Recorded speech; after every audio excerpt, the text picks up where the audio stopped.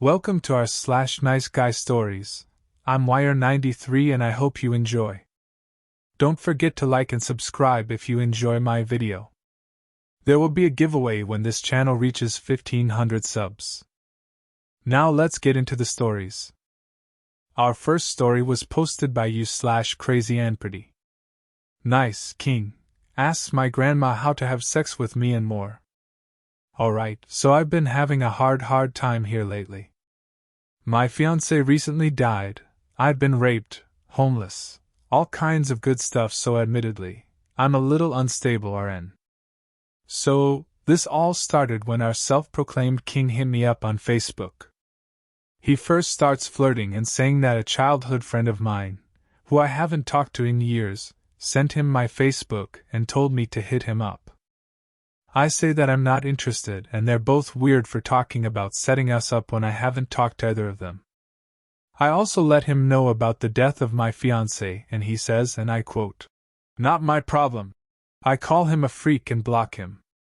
Fast forward a few days, I'm talking to CF, childhood friend, GM, woman I see as a grandma figure, my mom's best friend, and mom.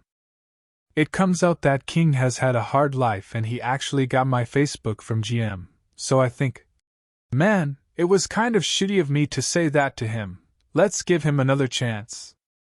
So, I get his Snapchat and we start talking again. He's sweet and is really into me. I'll admit, he's not a looker, but I genuinely don't care. I usually go for personality.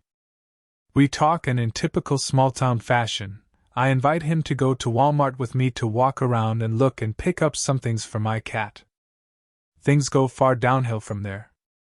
First thing he talks about is how he's so hot, and so many black women are into him, and how he's frustrated that he's still a virgin when so many black women have hit on him. He's white, I'm mixed. I basically say, damn, and keep driving. At Walmart, he talks about a wide variety of subjects.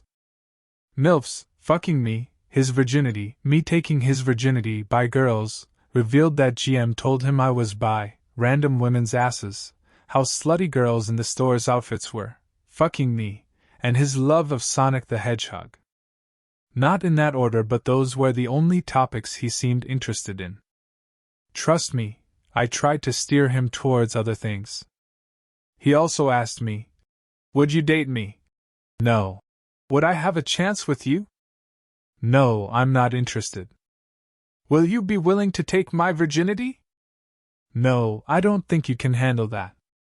I drop him off at his house, relieved that it's over and happy in my decision to never hang out with him again. However, since me and CF are thinking about becoming roommates, I decided to be civil and not insta-block him. I can just be nice to the weird horny dude and just keep making my boundaries clear. Or what I thought.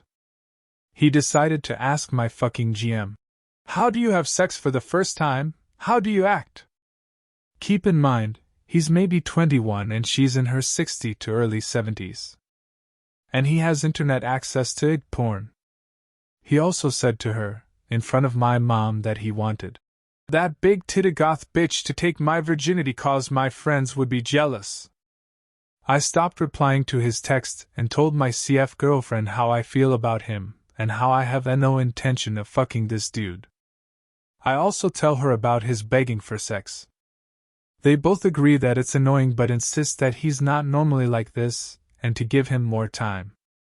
He's still on my Snap, posting things like "fuck love," "women don't know what they want," and my favorite cock blocked by a dead guy. For more about this guy, he also talked about wanting to start a sex cult, wanting to be worshipped like a god, and being an actual vampire. He believes he's an actual vampire. Our next story comes from Reddit user u/coyote_skull. Nice guy insists I, a trans man, should be his tomboy girlfriend and tells me he's self-harming and going to commit suicide to get my attention. Some context. I am a trans man. I was born female but I'm actually a guy. I first met Nice Guy through some friends during my sophomore year of high school, and everyone in the group, including Nice Guy, was aware. Also warning for self-harm, suicide, and transphobia. So, I have a healing personality and people like to open up to me. I've kind of accepted my role among friends as the friend everyone vents to. On its own, this is a bad thing, but their side of the deal is they're all people I can vent to. Nice Guy noticed everyone venting to me and I guess wanted that attention. We had talked before, mainly sending memes and stuff, so it wasn't weird. But one meme he wouldn't stop sending was a meme about having a tomboy GF. He'd say stuff like, "This could be you." I'd just reply with, "But I'm a guy," and stuff like that. His venting to me seemed normal at first until the drama around Nice Guy, Friend A, and Girl B started. Basically, Nice Guy had a thing for Girl B had a thing for Friend A, and Friend A was interested in Girl B. Nice Guy told the group he had a thing for Girl B but then told only Friend A that he was okay with Friend A dating her. They got together and Nice Guy started to complain to me about it.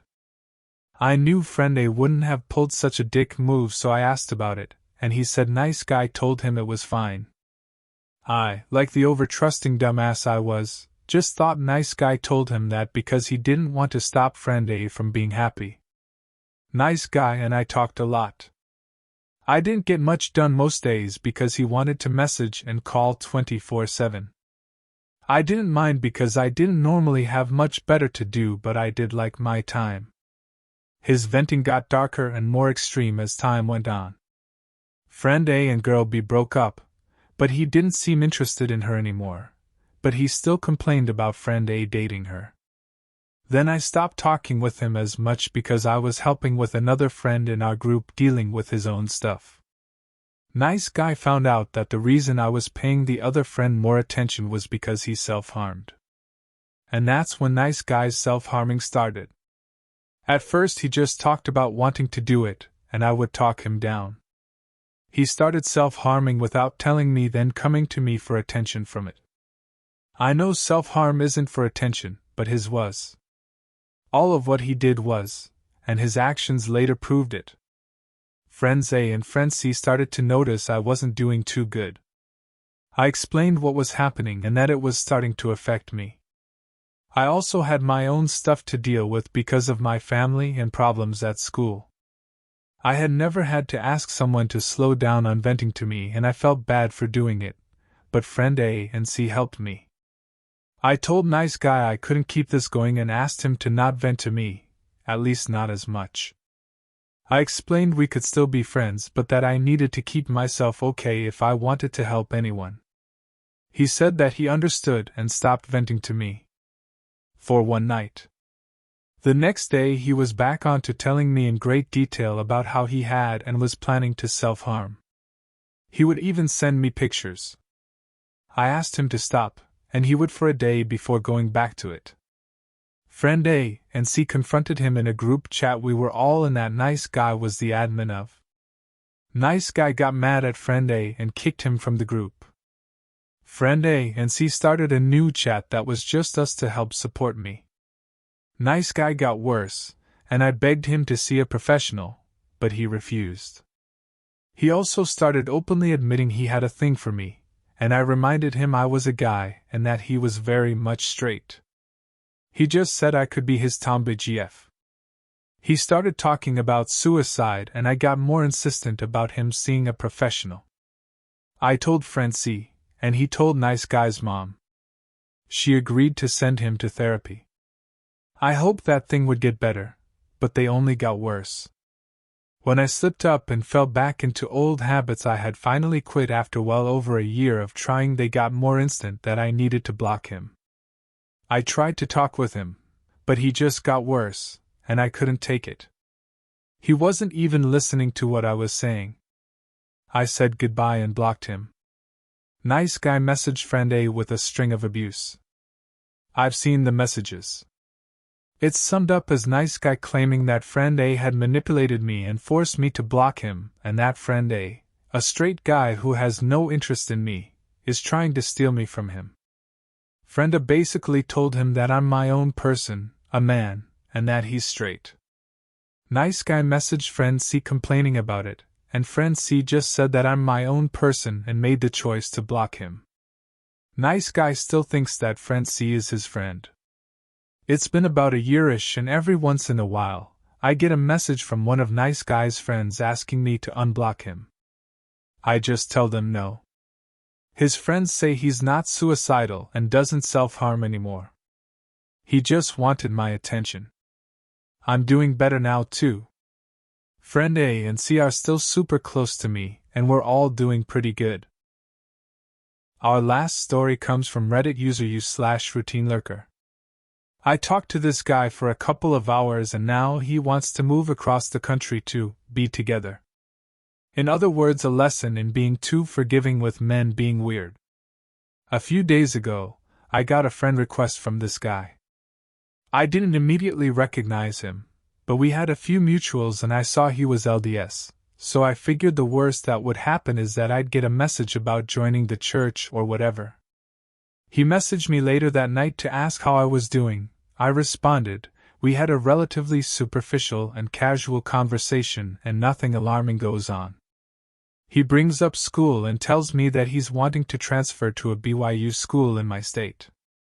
I was like, cool. I know basically nothing about that school other than Mormons. And he tells me, haha, that's fine, I just figured it'd be nice to know someone in. And yeah, I agreed, since he'd be moving almost halfway across the country if he transferred. The conversation ended there for the night. Then the next day I get a good morning message from him and again, we just have a casual conversation of, hey! How are you? I'm doing good. You? Same. And that's about it. This is where it gets weird. He asked if I had any plans for the day, and he told me he had plans to see a friend. Then he told me not to worry, he wasn't seeing a girl. I was like, okay? Weird, but figured it was just a one-off comment. It wasn't. He continued to send me similar reassurances throughout the day. He let me know he was going to the store, but don't worry. He was with family. I didn't get a text from him for a few hours, and he tells me he took a road trip, but don't worry. He was with his guy friends. He sends me a goodnight message and then tells me he's spending the night at a friend's, but don't worry. There's no girls around. Then he told me he was happy God put me in his life. Mind you, this was literally after the second time we ever talked, ever. I told him that I wasn't worried because there was nothing to be worried about, and I reminded him that this was literally the second time we've ever had a conversation with each other. I thought that'd get him to back off, but then Valentine's Day comes around and he asks me how it went for me, and then says that he wishes we could have been together in my state. I told him point blank that I wasn't looking for a relationship and he says, that's fine, let's just remain faithful and honest and we'll see where things go, smiley face. Bleh. I stopped responding after that. Anyway, this all happened over the span of like 3 days lol. I knew Mormons had a tendency to move fast, but damn dude LMFAO. That's all the stories I have for today. Thank you for watching and I hope you like and subscribe. And remember, never trust a nice guy.